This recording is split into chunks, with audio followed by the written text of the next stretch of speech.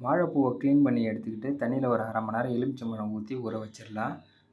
நான் கடலப்பருப்பு ஊற வச்சுருக்கேன். 2 மிளகா போட்டு பாருங்கள், கொரன்னு உருண்டை பிடிக்கிற பதத்துக்கு அரைச்சி எடுத்துக்கிட்டேன். இதில் நம்ம பொடிசாக வெட்டி வச்சுருந்த வாழைப்பூவை ஆட் பண்ணி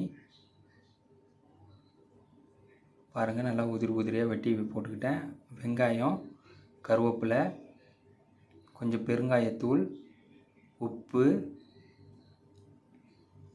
மல்லித்தழை போட்டு நல்லா உருண்டை பிடிச்சி இந்த பாருங்கள் ஒரு ஆஃப் பாயிலில் அவிச்சி எடுத்துக்கிட்டேன்.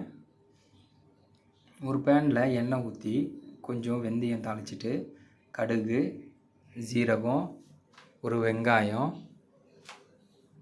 போட்டு வதக்கிட்டு கொஞ்சம் பூண்டு ஆட் பண்ணிட்டேன். பூண்டு, கருவேப்பிலை, 2 பச்சை மிளகா ஆட் பண்ணி நல்லா வதக்குறேன்.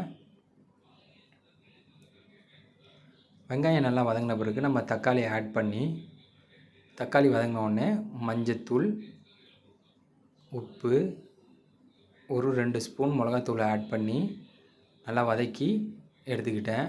மிளகாத்தூள் நல்லா வதங்கின பிறகு நம்ம கரைச்சி வச்சுருக்க புளி தண்ணியை ஆட் பண்ணி நல்லா கொதித்து அதை பாருங்கள், குழம்பு நல்லா கொதித்த பிறகு நம்ம செஞ்சு வச்சுருந்த வாழைப்பூ உருண்டையை உள்ளே போட்டு நல்லா கொதிக்க விட்றோம்.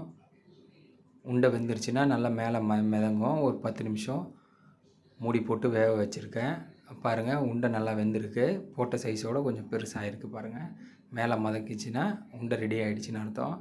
மேலே மல்லித்தழை போட்ட சூப்பரான உருண்டை குழம்பு ரெடி.